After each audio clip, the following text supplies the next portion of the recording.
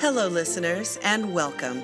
12-Sided Stories presents Otherworld London, an actual play RPG podcast that uses the 7th edition Call of Cthulhu system. We weave macabre, Gaslight-era tales of terror and suspense for your listening enjoyment. Our games are story-driven and rules-light. Now, our keeper for Otherworld London, Wes Otis.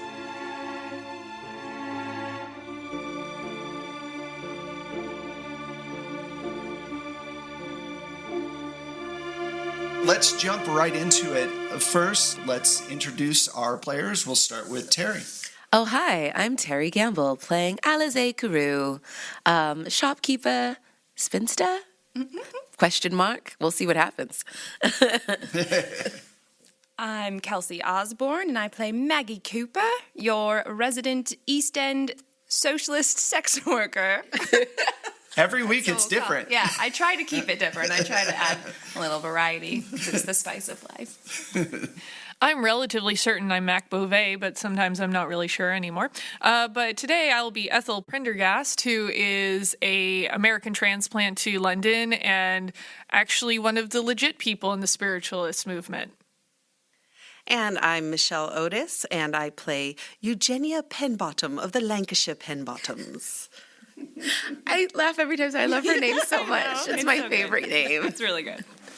Okay, so last game, we ended up with you guys having a long discussion about what you're going to do next. You have all of these different things. Mabel has attacked you personally in the newspaper. You've dealt with the white ghost that has been following people around, the energy-centered ghost thing that can melt gravestones. And you've got the horned Celtic god that has been popping up here and there. Oh, yeah, that's right. Not in all the ways that one of our characters would like. Wah, wah. So you guys talked about what you're going to do next. Maggie Cooper went off to talk with Tommy about whatever information she could get about Mabel, and he had relayed that after you guys left, she was very kind of running around and doing all this stuff and being kind of shady. Trying to cover her arse. Yeah, basically. And you guys went to the meeting, and when you went inside, Ethel started crying and putting it on thick. Acting. and used it as an excuse to kind of break away from the group to go find something. And at the very end, you guys ran into Wilford, who was like, look, I'm not trying to bust you. What do you need help with? And you offered him a job. And that's literally where it ended the last time we got together. Wilford says, Madam, now that we're on the same page and working together, what exactly would you like for me to do? I have a suspicion, and I think it's more than a suspicion, that Mabel had something to do with what has occurred with Rose. And I would be most obliged if you could help me find some evidence of such wrongdoings. I'm not 100% sure, but if I was a betting man, I would start with Rose's husband's death and how he died. And perhaps it was not quite as accidental as we've all been led to believe? I do not think it is. Now, she's never done anything in front of me that says she's culpable for anything, but she's said a few things that are a bit out of place, and I know for a fact that things are moving around the house, but I haven't touched them, and I know she's not moving them. So I don't know if she is trying unorthodox ways to speak with the dead or not. It's possible. But that's where I would start, because though she kind of acted as if she's not interested in such things when Rose was sick, she was like, well, okay, we'll try. I know that she had made some comments that led me to believe that she was more interested in it than she was letting on. Could you possibly tell me the nature of her relationship with Rose prior to my coming into the society? Well, before you came into the society and before Maggie Cooper came into the society, how do I put this delicately? Rose was the black sheep, as it were, to come in. She was Irish, and her husband, though he had money, was a working man. He wasn't, upper crust English. He was a foreigner in London, according to them. And so she would often treat her much like she treats Maggie and you, as kind of outsiders who are blessed for her presence. But if there was some connection with Rose's husband, I suppose that would be a very ugly way to remove someone from your society.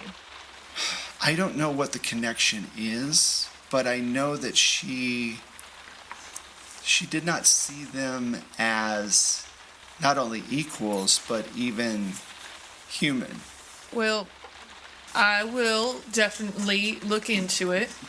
And if you come across any other information that will be of assistance, that would be very much appreciated.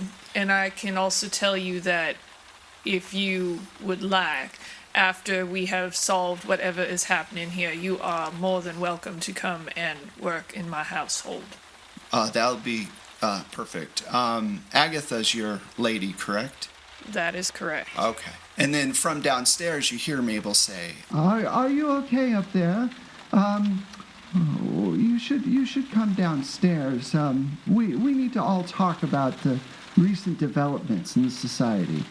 and Wilfred kind of rolls his eyes. And I will be down presently. I am still feeling a bit wan. Alize and Eugenia, you guys are downstairs, and the mood is tense. And at some point, you guys are drinking tea, and Plum kind of looks over at Mabel. You can tell there's some kind of signal, and Plum gets up and says, well, I'm going to use the restroom. I'll be right back. And then she just disappears for a lot longer than would be normal. A few moments later, like several minutes later, you guys hear a knock on the door. And they open the door, and it's a constable with Wilcox. And let's not slide down that slope again. I like the use of slide down that slope. I second that. So Wilcox is there from Scotland Yard, and he walks in and he says, ladies, I've been asked to come here to take you in for some questioning. Can you please follow me? And this is as you're coming downstairs, you hear this at the top of the stairs. Okay, I was about to ask him, like, I'm not coming down the stairs. I'm going to start... Going towards, like, the servants' exit exactly, in the back? Yes. Okay. So... Sorry, ladies. Someone has to be out of jail. To be quiet, can you make a stealth roll for me? No. Don't. No. I believe in you. You can do this. My stealth is a skill I have, but... You want to get those checks, right? What'd you get? A 97. Son of a bitch! Those these shoes are not quiet, you know? Those shoes were made for walking, not running. Those dice are garbage. And I At a don't 97, they're made for stomping. Yeah, I don't think this is worth trying to... Do you want to push or... Okay. No, I'll save it. I usually push. Son of a bitch. The constable goes, who's up there? Is that one of your friends? Is that the American? Is she up there? Oh, please, just ask Mabel. It's her house. Yes, yeah, officer. She's upstairs. If you could remove them, it'd be very nice. We can't have their type around here. Them? Yes, them. You're not type? due for questioning as well. No, I'm talking about you. No, but I believe you should be due for questioning as well. You are near Ladies, let's the... make this as unawkward as possible. Constable, go upstairs and get the American and And I know I've realized at this point that I've made enough noise to give myself away, so I'm going to sort of retidy myself and recompose and already be coming down the stairs. Now, what I envision is a Gone with the Wind moment as you're because of your character's past. You know? It's going to be much drama. Yes. Yeah, there's like wind, even though there's none in the house, and my skirt's billowing behind me, and my eyes are just alit with an inner fire. And then I see like a hawk or like a raven go, "Arr!" and like land on your shoulder. And she's wearing her all black at all times. So goth. So he walks you guys out. Says, I'm sorry, but unfortunately, there has been a complaint lodged against you, and we had a person come in about an hour ago who claims to have seen you at Rose's house on the day that she passed. May I inquire as to the nature of our accuser? It seems only right that we understand who has been out slandering us. It is a woman who lives next door. We're still speaking with her, but she's an elderly woman, and she claims that she saw the four of you leaving the house and looked quite rushed. Anyway, we're still talking with her. He's giving the hint that he still isn't quite. He Well, goes, this is the gentleman I spoke to before. Right, yeah. Because for now, we're going to have to go down to Scotland Yard and make a report. You'll be there for about an hour. And then after which, you'll be let go. Mm-hmm. We will try to keep this out of the paper as much as possible. Try. I don't have power over the newspapers. Young man, now I'm happy to answer any questions. However, may we do this in a more civilized manner rather than publicly going down to Scotland Yard? I know my husband will be quite put out. Can we not just go to my house and sit down and speak about this reasonably over a cup of tea? Mrs. Penbottom, I understand that this is all difficult, but we have to do it according to procedure. But as I said, my husband, General Penbottom, as I said, would be quite put out. I understand. But And the press. Oh, sir, but Oh, please, the press, you a lady know of her they see stature, us. a lady Okay. of her They would see us stature. going into Scotland Okay. Yard. so we're at a point where we need a dice roll, right? Because you're using your upper crust pressure. So do you have persuade? Let me check if I have persuade. I mean, I have the standard 10% in persuade. Oh, my I do have credit rating, How much is your credit rating? 70. I'm going to say because of your money, that makes sense to me in this It time does. era. I'm going to say it's going to be a hard Status. Okay. Is that the one that's half? It's half. It's half, though. okay. Extreme is a fifth. Okay. I did not make. Do you want to push it? But then that could end up disastrous. It could. Can I try stepping into persuade, because I actually have that skill, and I've also dealt with this gentleman before? Sure, if you wanted to, and then avoid the push that could be really bad. Yes. I'm going to try, and then I'll decide what I would say. So that's a 58 under my 70. Okay. Am I to understand that you cannot accommodate such a reasonable request? Mrs. Prendergast, I appreciate your situation, all of you, but Mabel's husband, unfortunately, is a lord, and we have to listen to him when he comes to us and says, these people are a problem. So I'm having issue trying to keep you all from being put in a cell until we figure out what's going on. I do not believe between us that this woman is credible. She is in her late 80s and can barely see. I don't see how she could see out her window all over to Rose's house and see you all leaving, but she's a woman in good standing, and as you know, Miss Pinbottom, we are having trouble more with the society part of this than the actual crime part of this. I think a dog did this, or some kind of beast ripped into this woman and ripped her apart. I don't think any of you did that. Oh, God, no. At the very least, perhaps there is some way to have a bit more discretion in taking us where you intend to take us. And you could file... Oh, it sounds like you need to file reports or paperwork, mostly. Isn't that correct? Are you saying that you need to keep us right now? Well, the issue is this. Mabel's husband, Reginald, would like us to take you in and question you and make it a public spectacle. And I understand not wanting to do that.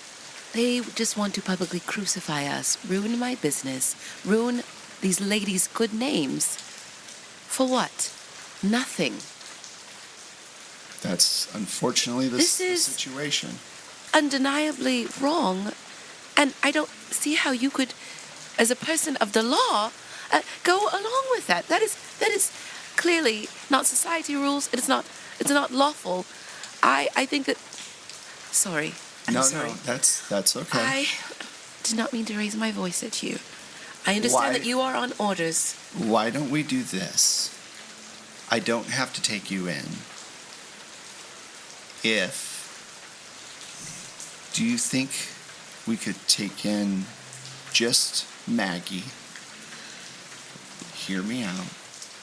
Maggie Cooper is already a known prostitute. I will go. Are you sure? You've already got a cloud. That is why I am willing to go on behalf of this group. Like I said, we'll get you out within an hour. There isn't much more that anybody can do to my name at this point. It may as well be me. Well, I apologize. Oh. So, here's what's going to happen, though. He's going to take you through a different entrance so that the reporters who are kind of skulking around don't actually see you come in. That way, you basically persuaded him to make sure that your name keeps out of the paper, but that he also covers his own self. I'm also going to go ahead and put my handkerchief in front of my face as we go, so Right. it helps obscure my features. Okay. You're able to go in the back, and that's fine. Let's figure out what everybody else is going to do, because now you guys have been completely shut out of the society. Mabel will not let you anywhere near her. She's not going to answer any more questions. Kill her. Ethel did not get a chance to tell you guys about anything that Wilford had said. Let's jump to Maggie Cooper. So you've talked with Tommy after planning a kiss on him that made him stupid. Girl. It is my superpower. Yeah, girl. Girl pretty. Real pretty. So he's going to do some snooping for you. What are you going to do next? So I'm still in Mabel's house. You were outside. Remember, he was smoking a cigarette at the right, servants' and entrance, and you went up and did your thing, yeah. and he like told you that she was acting weird, and he was like, "Are you a prostitute?" Because he's a boy. No, darling, I'm not. Not at all. So, do you want to just go back and see if Fran has found anything about who's been spiking the makeup, or who set fire to the door, or Yes, before I leave Mabel's house, are there any like windows that look like I might be able to like maybe peek? Here's the thing. Could I get into Mabel's husband's office in any way while I'm here? well, can I give a suggestion? Yeah. Have Tommy steal it at some point. Then yes, I would like to investigate the makeup because that is fucked up. Okay. When you get back to the rose petal, Fran is outside with Lucy. Her eyes are swollen and she's crying. She goes, "So,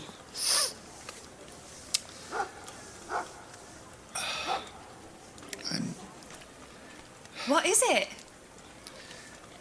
Shannon couldn't handle what had happened to her. Oh, God. And Please don't say what you're going to say. she's not with us anymore. Oh, God. I'm sorry. I need your help. I've asked Rick. Rick is one of the male sex workers at your place. I've asked Rick to help as well, but we have to cut her down. Oh, Jesus. Yes. She's saying this all under her breath because Lucy's, if you view it, the young one didn't see anything. Thank God. But I want to get her out of here before anybody hears about it. And kind of looks over, and Craggy's on the front porch just watching everything you guys are doing. Friend, here's what I want you to do. Can you please take Lucy to Eugenia's? You don't have to say anything. Just walk her there, make sure she gets there safe, and just tell her to please let Lucy stay there until I can speak with her personally about it. Oh, okay, I'll do that. I'll scribble out a little note that's Eugenia, please accept this ward for a brief moment. I'll speak with you when I see you next. You do that, and she leaves, and you go into the place. You walk upstairs with Rick, and you go into her room, and she's hanging. You've seen death before, so it's you've seen corpses before, but she has these deep scars on her face. She earned more money than a lot of the people there. She just couldn't handle what had happened to her. It was, because when your work and what you do is tied to being able to get Johns, Well, it can especially be devastating. where we are, Yeah. down in the East End. Yeah, it's where pretty bad. We already have to deal with class issues Yeah. and status and all that kind of thing. And again, it's one of those situations where you're hit by the difference. Like where you just were, you're talking to somebody about stealing a diary, and here you are dealing with cutting down your friend's body. So you guys deal with the body, and we'll get back to you, okay? Eugenia and Alize. Ethel goes with the constable and Mr. Wilcox. What do you two do? Well, I would say we go back to my house so I can mentally prepare my husband for the fact that I'm probably going to be questioned. Okay? All right. Are you going to go with her? Or... I think so. I'm too frightened, I think, to be alone at the moment. All right. Or to go home. Okay. Sounds good. I just may wait in the other room while she has a conversation. Okay. Fran and Lucy have already shown up, and they're talking to Mrs. Fitch, because I believe that they would just out of habit go to the servant's door, not to the front door. As you're coming up, Mrs. Fitch, she goes, hi ladies. There's a hornet's nest of things going on that I need to tell you about before you go inside. Maggie, your friend from the society, sent over a young girl because something happened at her place of work, and she's asked us to take the young girl on.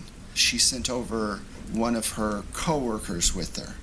Your husband had a bit of a fight with Mabel's husband at their club. Anyway, he's upstairs. It was, from what I can tell, pretty bad.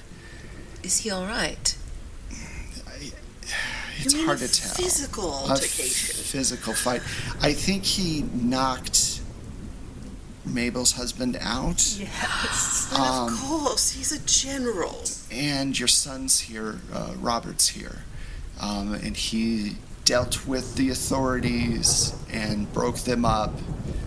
But he's quite angry himself. So be prepared when you walk in. If I can make a suggestion, you might not want to be here for this, Miss Carew. It might be a bad time. It's up to you, of course. I'm just giving you the full picture before you walk in. Well,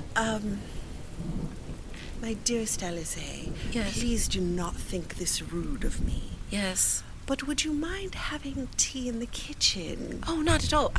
I'll stay in the basement if need be. No. Of course not. Never, Come with me never. around to the servants' court. You can meet this young girl, Lucy, Yes, I that would love Maggie to. sent over. And does she show me the note that Maggie sent with Lucy? Yes. Okay. So I tell Mrs. Fitch, I said, well, Mrs. Fitch, Fran can be sent on her way. And this young lady, Lucy, I think we could use a new scullery, don't you? I can find work for her. She seems like a hardworking kind of girl. Yes, we can find work for her to do. Come with me, and good luck. Thank you so much, Mrs. Fitch. Okay. Thank you, Miss Penbottom. Thank you, Alize. You walk in, and Robert is waiting there, your son, your oldest son. Mother, we need to have a conversation about everything that's been going on. Father got in a fight today with Lord Tillis, Reginald Tillis, at the club, and he knocked Lord Tillis out and beat him. I put my hand up and stop him for a Mother, moment. I am not a put my teenager hand up. anymore. I am very upset by this. You will listen to You me. are not a teenager, but you are still my son. Can I be allowed to enter my own home before being barraged with all of this? Do you know what kind of strings I had to pull today to be able to keep Father out of jail for attacking a lord? All because of your society. And you, look, if you're bored, learn knitting, something that's not going to bring shame to the family. Shame to the family. Yes, shame. A prostitute and a widow who might be involved in a murder. It's all over the papers. There's nothing more shameful than a son speaking to his mother this way. I think I'm feeling a little faint. I need to be assisted into the drawing room, please. There is please, no Robert. reason for hysterics. Oh, Robert, oh, please, I can't stand being spoken to this way. Fine, Mother, I just fine. Cannot. I just cannot. Fine, we'll go into the drawing room. So he takes you into the drawing room. Are you happy? Here we are in the drawing room. I'd be happier if you were speaking to me in a more civil tone. Well, Mother, what do you want to do? Like, what?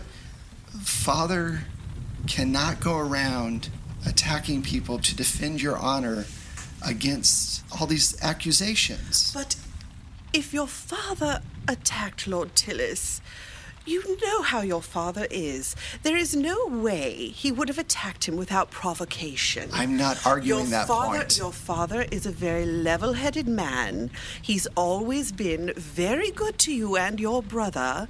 He only disciplined you when it was absolutely necessary. So you must be kinder to your father. And if he, quote unquote, attacked Lord Tillis, as I said, it was probably not without provocation. I'm not arguing that fact. What I am saying is the newspaper and the actions. The newspaper is poppycock. It might be, but we're still having to deal with that poppycock. Now, I understand you're upset. I understand that this is a very emotional thing. Well, it would be less emotional if you were speaking to me nicely. I understand. What did Lord Tillis say? I don't know. He won't tell me. You haven't even told me how your father is doing. His knuckles are bloodied, but he's doing fine. I'd like to speak to him and hear what he has to say about it. I don't know about that. He's very upset. He's upstairs in his study. If you want, obviously, I'm just saying... Well, you're not giving me very much information. I don't have very much information, but I do know that it stems from this society, and I'm asking you, please, to stop. The society is disbanded. Great. Now you need to distance yourself from these people and move on. Now, son, you do know that your mother does enjoy works of charity, do you not? How is this a work of charity?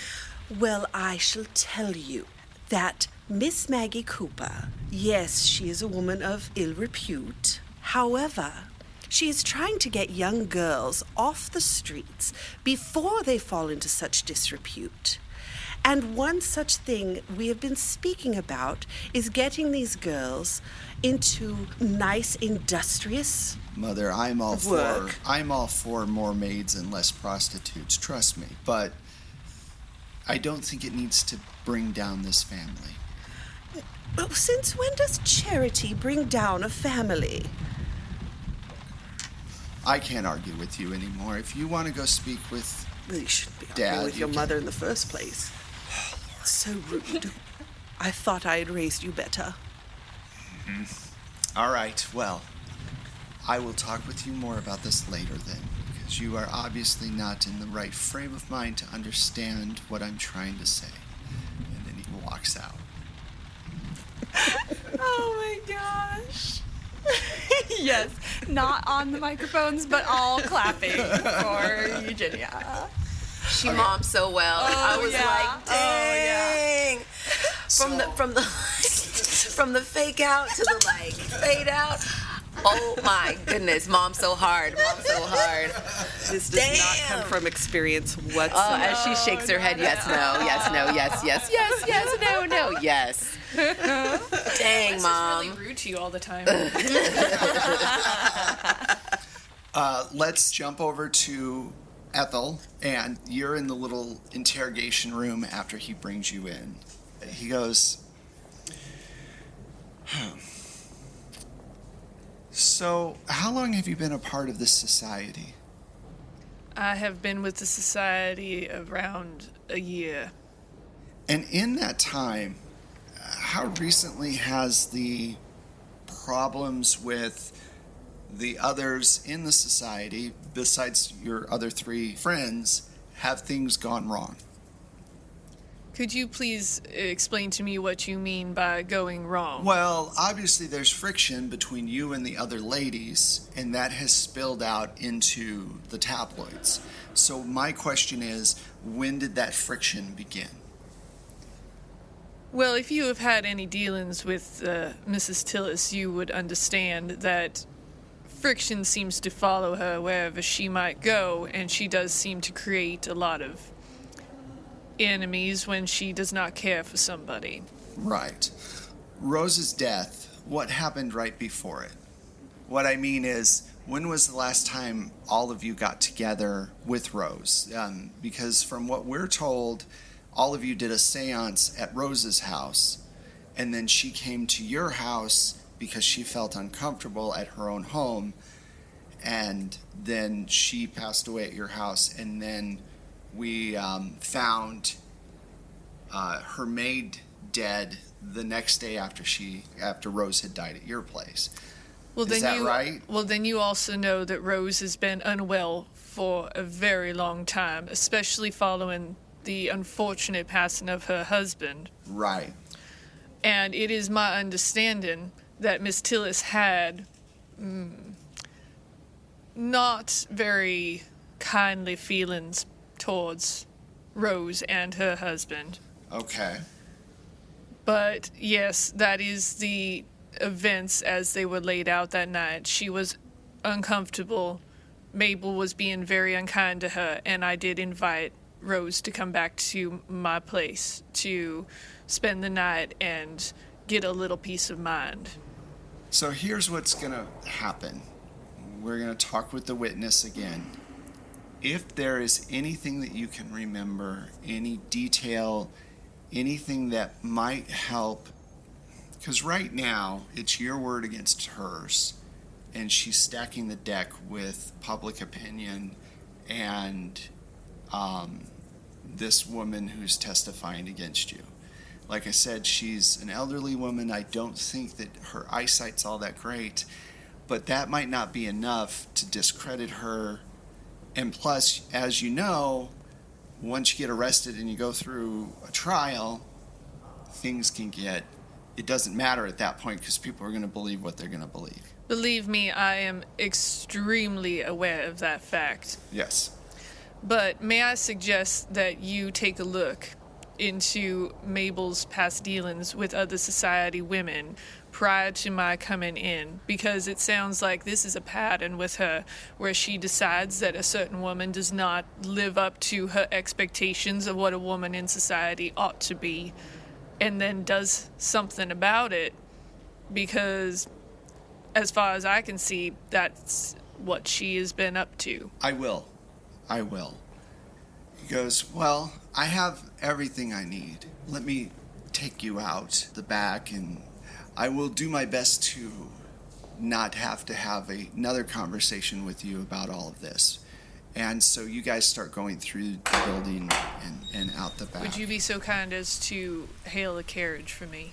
And I would like to stress again that I would look into Mabel's past dealings, because it can't be that just us and Rose have had issues with her in the past.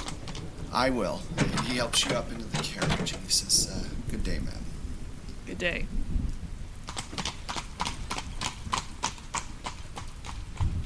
So, Maggie, you cut her down. And what are you going to do?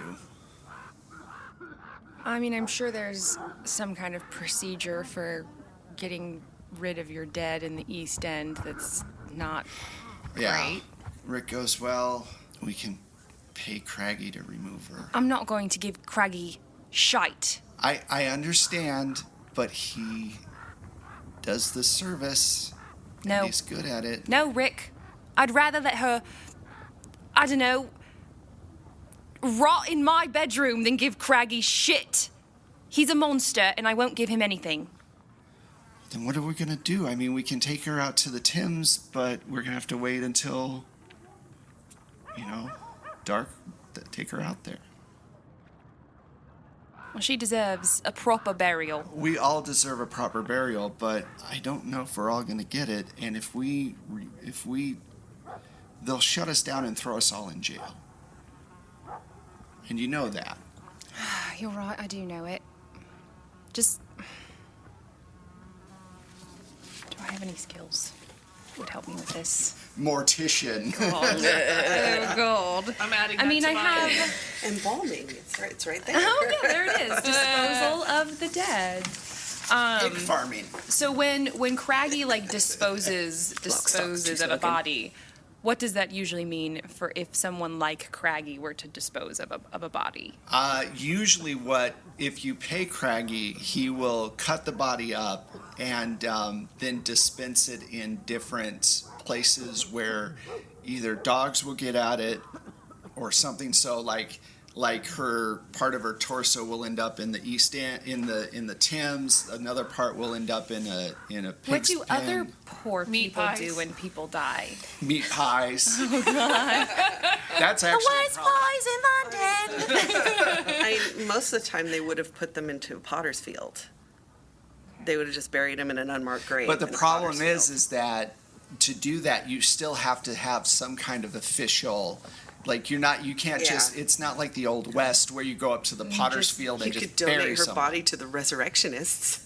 Yeah. You know what? That's true too. Yes. You could go and you could take her to one of the medical people that's illegally taking corpses. She's fresh. She is fresh. She is. They'd even pay you for her.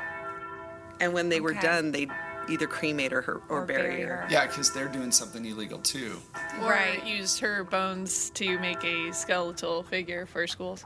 Yeah. Yeah. So, do I know any Johns that are resurrectionists You or, have or to. anything like that? I mean, living in the East End, you probably know. Right, Yeah. I don't know if It you. was I don't rumors. know because. not like on a super personal level, but I'm like, wait a minute, there was that one guy. I will say that, yes, you know some people in that business. You know some of them have dealt with Craggy.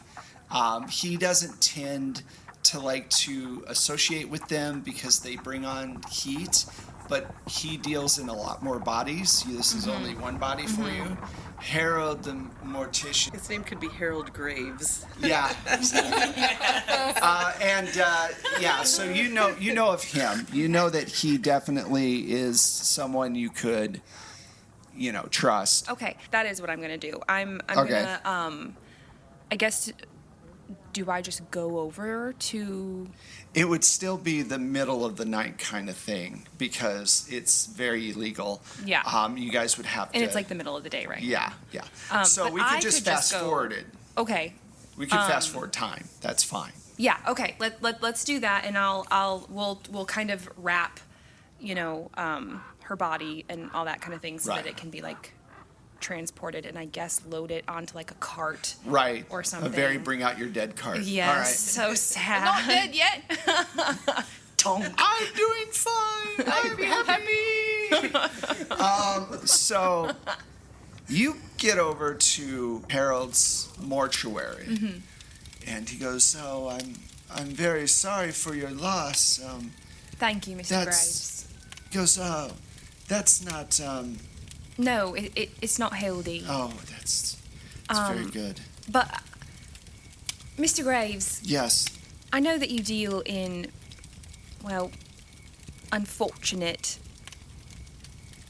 people's unfortunate circumstances here, and deal with not the most above board.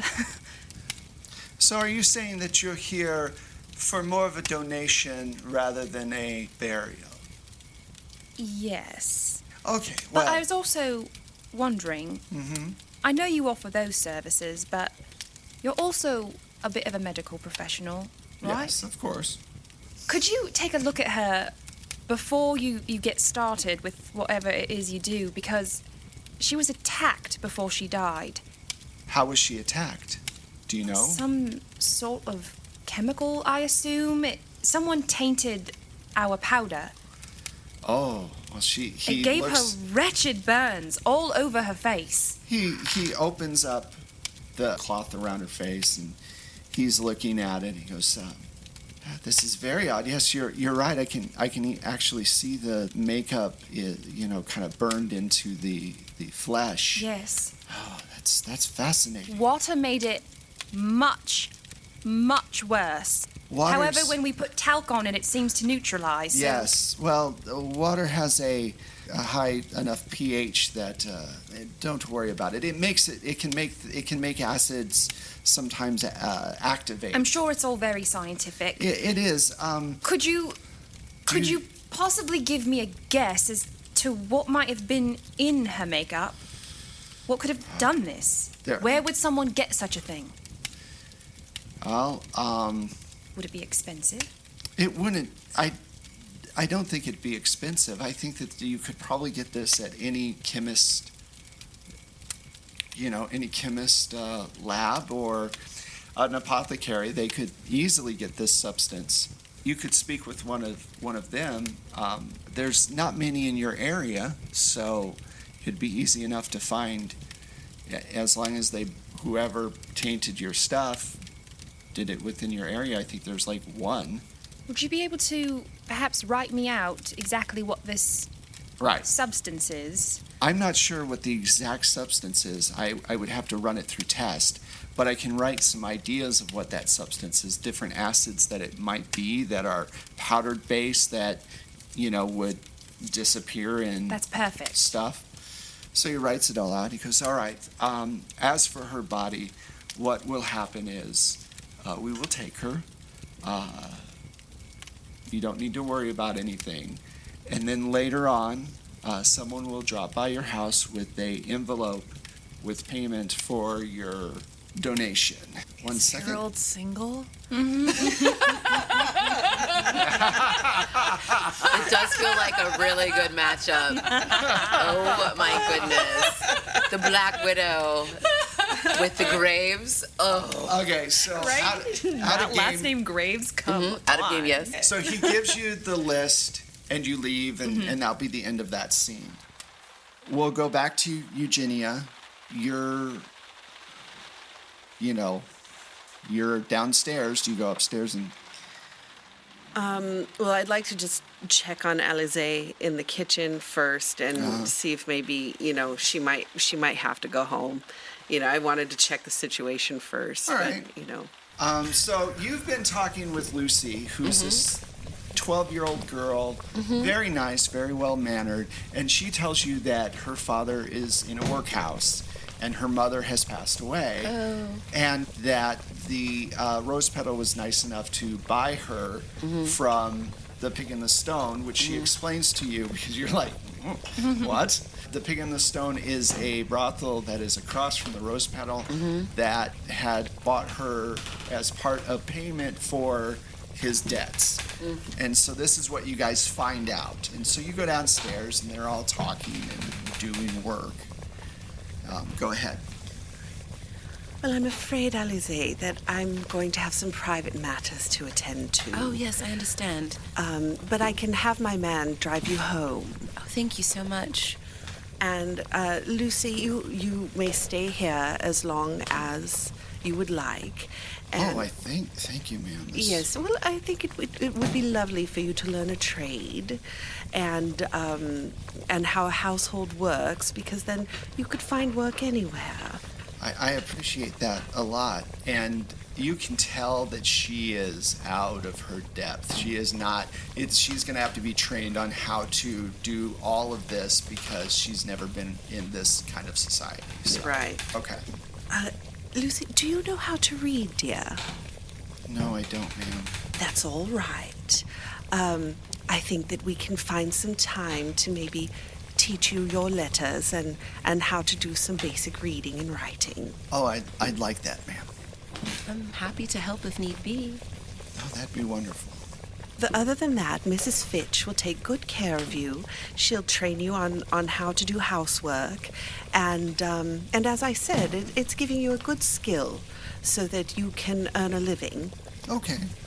Why, thank you. I appreciate that a lot. Okay, so you leave.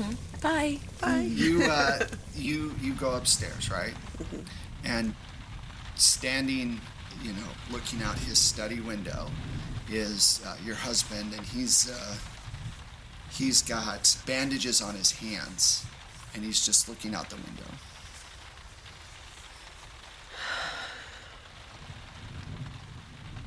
Hello, dear. He doesn't respond. The society's disbanded. And do you walk up to him?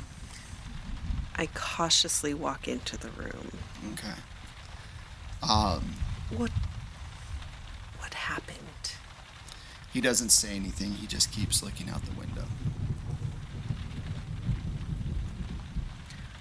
I know you wouldn't have been so upset had you not been provoked.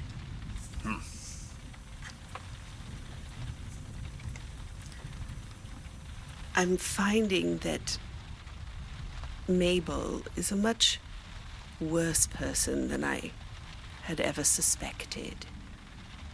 He can't, gives you kind of this side eye, and he walks around you and shuts the door and then turns towards you. And then he walks right up to you, kind of looks down at you because he's much taller, and doesn't say anything. He just kind of looks at you. Dear, I can't stand it when you're silent. What happened? And all he says is he goes, "Rumph," and then he grabs you, puts you on the desk, and starts ripping your clothes off. You want me to call you General right now? This is... Oh, my. Oh, my God. And we're going to end it right there. Whoa. So high. Sorry. What? Godfrey comes down, and Mrs. Fitch is like, well, should I send up tea? And he goes, no, it sounds like the general's taking over England again. We should stay out.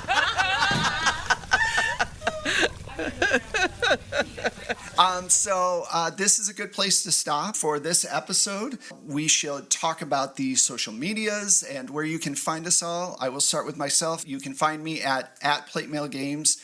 On Twitter, we have a website, which is platemailgames.com. And we also have a Discord for 12-sided stories that's just getting started up. So if you want to talk about the show or ask questions or whatever, that's a great place to go as well. The show can also be followed on at 12, and 12 is just the number, Sided Stories all one word.